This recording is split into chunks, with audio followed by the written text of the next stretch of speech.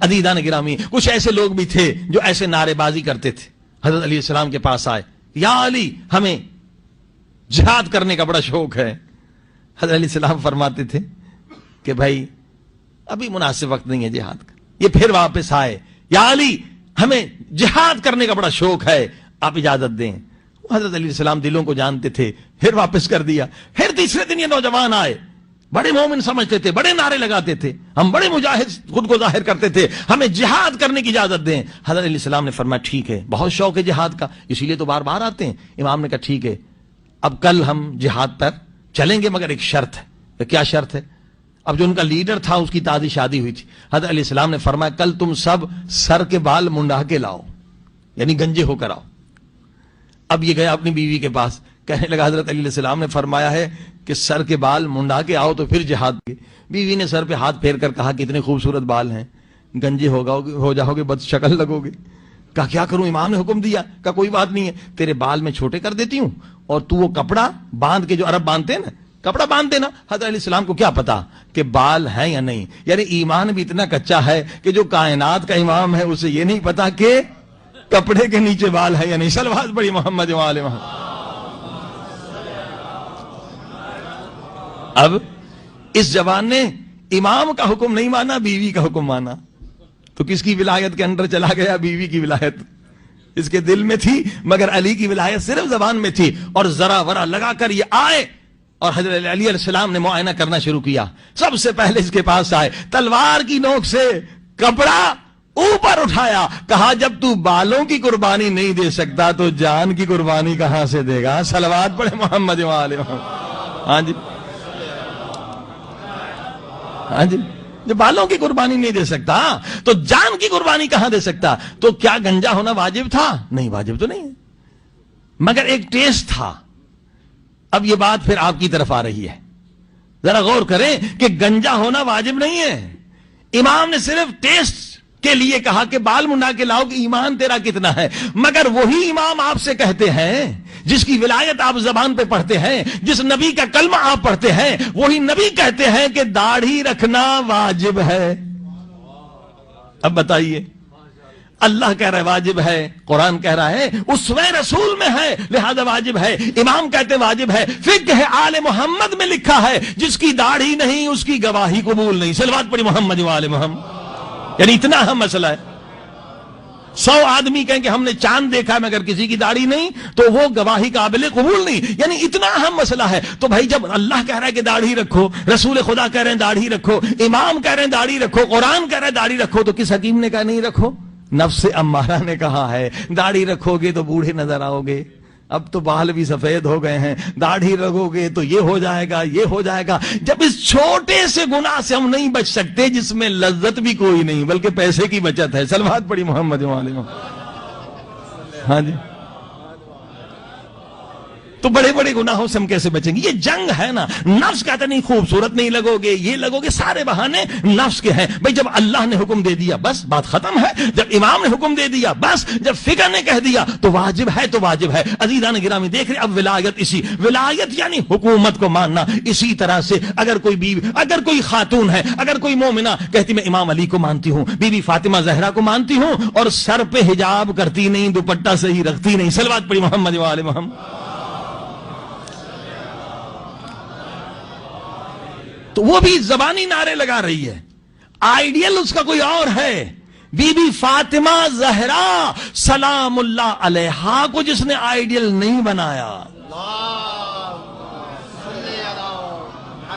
ہاں جی, چلیے داڑھی اور حجاب کا بڑا فرق ہے. اگر آپ داڑھی رکھیں گے ٹھیک ہے, آپ گناہ سے بچ گئے, مگر یہ نہیں کہ آپ کو ہمیشہ ثواب ملا جائے. اللہ نے خواتین کو زیادہ انعام دیا ہے. اگر خاتون نامحرم کے سامنے حجاب میں رہے, جتنی دیر وہ حجاب میں رہے اتنی دیر اس کا وقت عبادت میں لکھا جاتا ہے. آپ داڑھی رکھیں تو بس ایک حرام سے بچے, عبادت کوئی نہیں. صلوات پڑھی محمد و آل محمد. یہ اور زیادہ ان کے لیے فائدہ ہے. مثلا دیور گھر میں وہ بھی نامحرم ہے. یعنی اب یہ بہت سارے لوگوں کو یہ بھی پتہ نہیں کہ نامحرم کون ہے. یعنی جب لڑکی بالغ تھی نا, جس سے شادی ہو سکتی تھی وہ نامحرم ہے.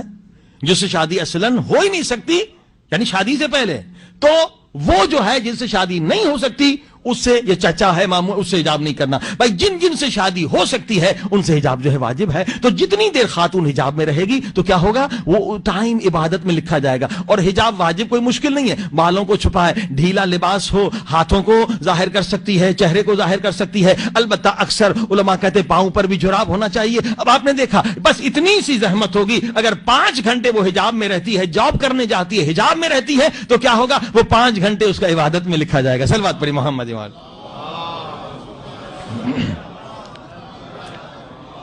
اچھا ایک اور نقطہ بھی بتا دوں، اگر آپ داڑھی رکھیں گے تو اس سے کوئی تبلیغ نہیں ہوگی، کیونکہ داڑھی سکھ بھی رکھتے ہیں. ہاں جی، تو اس میں کوئی تبلیغ کا عنصر ہے ہی نہیں. ٹھیک ہے آپ حرام سے بچ گئے. داڑھی دوسرے لوگ بھی رکھتے ہیں، انگریز بھی رکھتے ہیں، لیکن خاتون جب حجاب کرتی ہے تو وہ حجاب کے ذریعے سے تبلیغ بھی کر رہی ہے. اور حقیقت ہے تبلیغ ہوتی ہے، بڑی تبلیغ ہوئی ہے.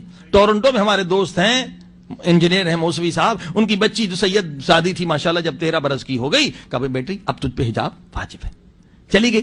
اب جیسے وہ بچی، سارے جو تو کرسچن تھے، غیر مسلم تھے، انہوں نے مذاق اڑانا شروع کر دیا، یہ کیا لباس ہے، یہ بہت تنگ کیا. بچی تھی آخر 13 برس کی، واپس آئی، کہا بابا آج مجھے بہت تنگ کیا گیا، سب نے مذاق اڑایا. کہا کوئی بات نہیں، کل پھر جانا اسی حجاب میں، کوئی مذاق کرے تو اس طرح سے جواب دینا. دوسرے دن گئی، پھر مذاق. اب اس نے کہا بھی کل بھی تم نے میرا مذاق اڑایا. اب وہ اسٹیج پر تقریر کے لیے آ گئی، آج بھی تم، تو 1-2 جملے میرے بھی سن لو. ساری لڑکیاں خاموش ہو گئی. کیا؟ کہا دیکھو تم حضرت مریم کا احترام کرتی ہو.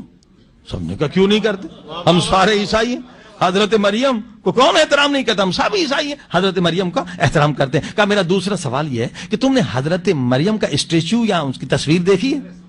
کہا وہ بھی دیکھی. کہا تم نے دیکھی ہے اس کا احترام؟ کہاں دیکھی ہے، کیونکہ وہ لوگ تصویر بھی بناتے ہیں، اسٹیچو بناتے ہیں. کہ حضرت مریم کی تصویر دیکھی؟ کہاں. کہا میرا آخری سوال یہ ہے کہ حضرت مریم کا لباس مجھ جیسا ہے یا تم جیسا ہے؟ صلوات پڑھیے محمد و آل محمد.